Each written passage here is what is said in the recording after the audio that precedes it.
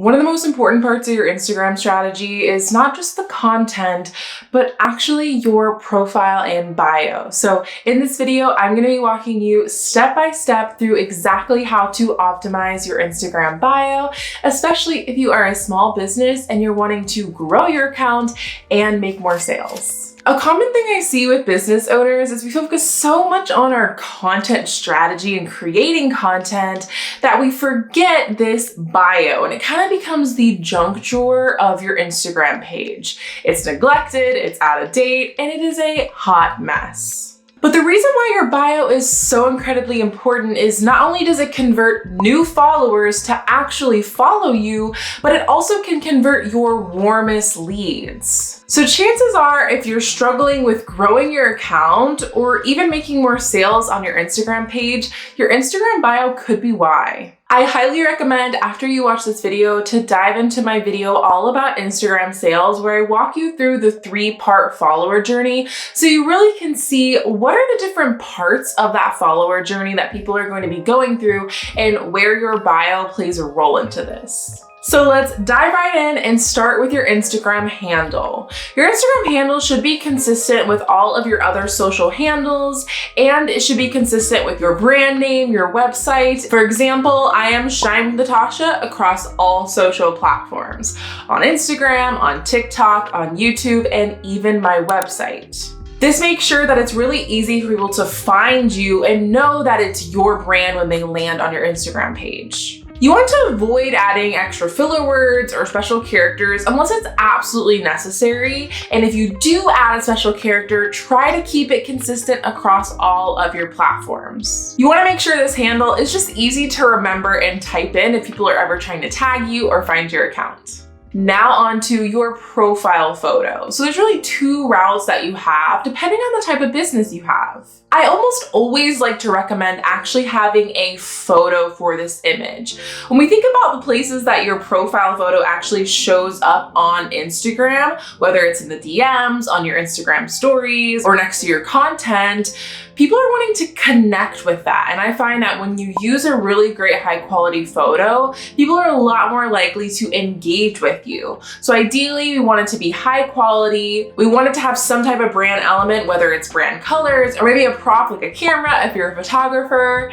And we want to make sure it's not a selfie with a bunch of people or a cluttered background or really low lighting. You can absolutely take this with your phone, but you want to make sure you have a strong light source right in front of you, you have a non-cluttered background, and we want to make sure it is chest up.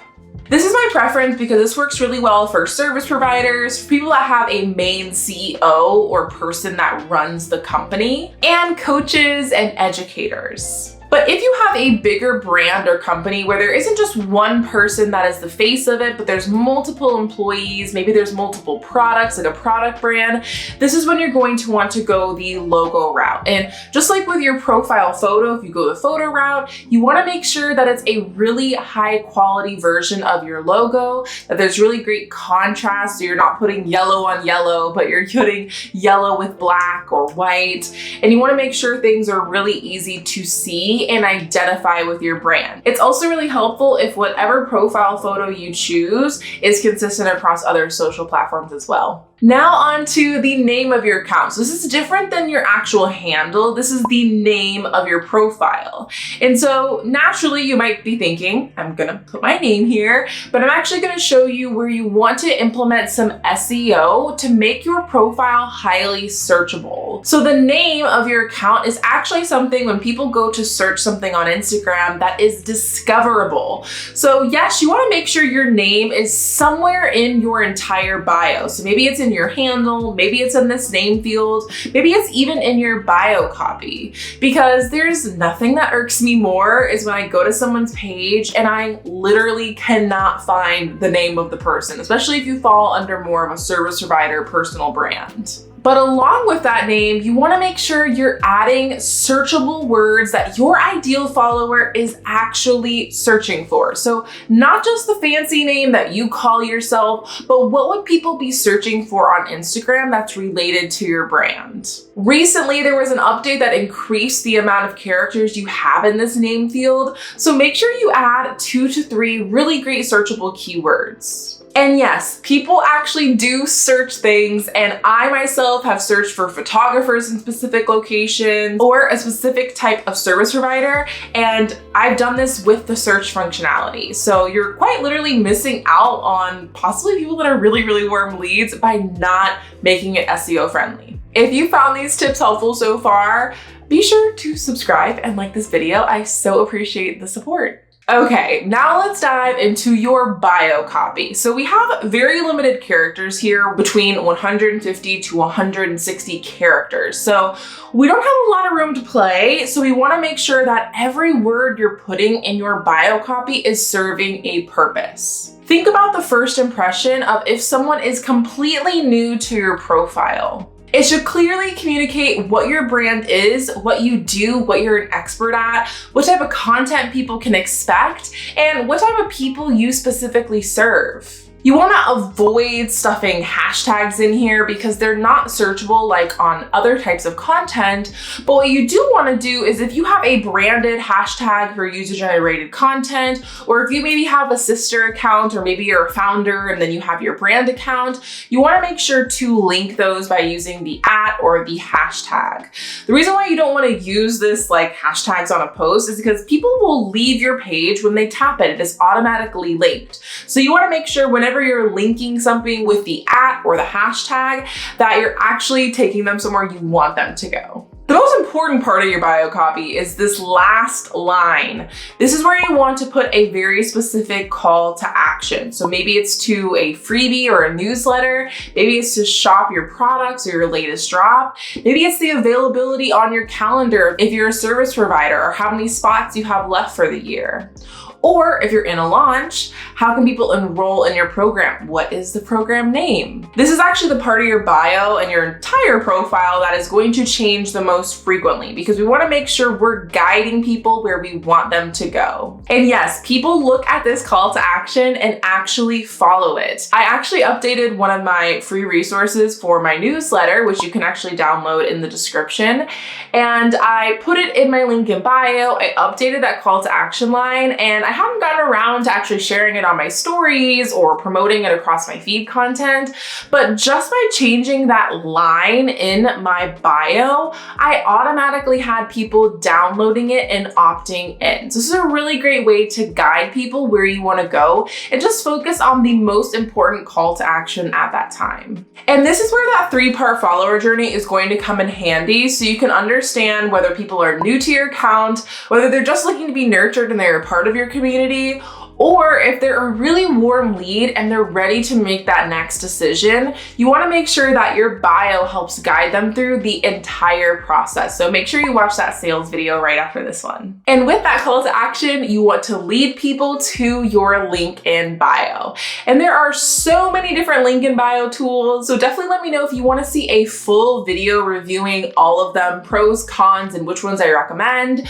But you want to make sure that your link in bio helps with all the call to actions you're posting in your feed content, in your reels, and in that call to action line in your bio copy. So I like to avoid just a generic homepage, because people are going to go to this homepage and quite honestly forget why they went there, because they're going to have to navigate and do the hard work of going where they want to go. So you want to make sure you're guiding them there, which is why a Linktree style link in bio is going to be extremely beneficial. So you can use a link in bio tool like Linktree, link in bio with later, or even a tool like Milkshake if you just don't have a website at all. It truly comes down to preference and what you need a tool like this to do, but the reason why I love these types of tools is because they're quite literally optimized for link in bio. So Linktree, for example, you can actually schedule links, which makes it really helpful if you're in a launch or you're changing your links quite often depending on your call to action. But with the links that you include in your Linktree, you want to make sure that the buttons are very specific and you're only including the most important calls to action. So maybe it's a freebie, maybe it's your offers, waitlist, and any frequently asked questions your audience might have. Most importantly, you want to make it really easy for people to actually contact you and reach you, or to purchase your products. There's also the option of DIYing your own mobile optimized page on your website. This is really easy to do because it already has all your branded elements, and you can easily embed things like a newsletter sign up link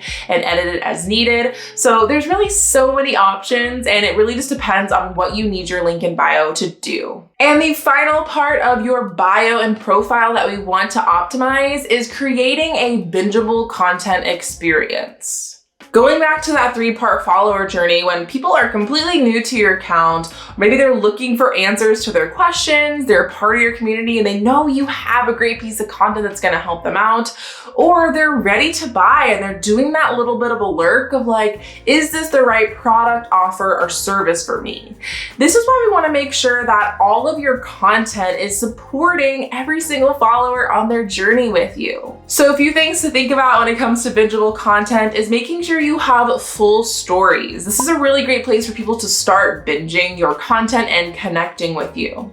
And we want to make sure your best Instagram stories are saved to highlights. I think highlights are highly underutilized in your strategy, and I often get so many replies on my highlights. So I'm going to be sharing my strategy on exactly how to set up your highlights super soon on this channel, so subscribe for that. But just a little bit of a tip to help you out is you want to make sure that they're up to date. We do not need old content that is over 100 weeks old on it.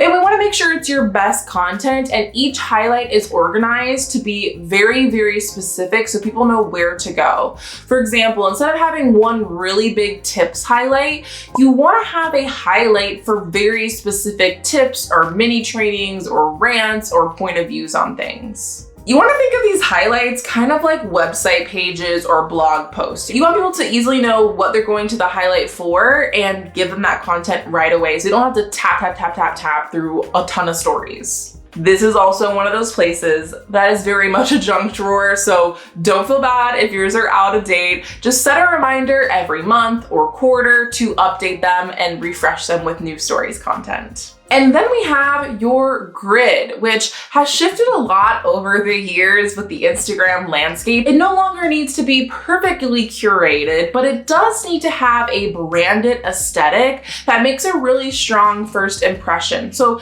what I like to recommend is having 1 to 3 things that really ties your grid together. So maybe it's the text and colors you use, maybe it's how you edit your photos, or the type of cover photos you choose for your reels. Stick to 1 to 3 things, and it's gonna make your grid look effortless, but also pulled together. This will make it really easy for people to continue to scroll down your page and start to binge your content.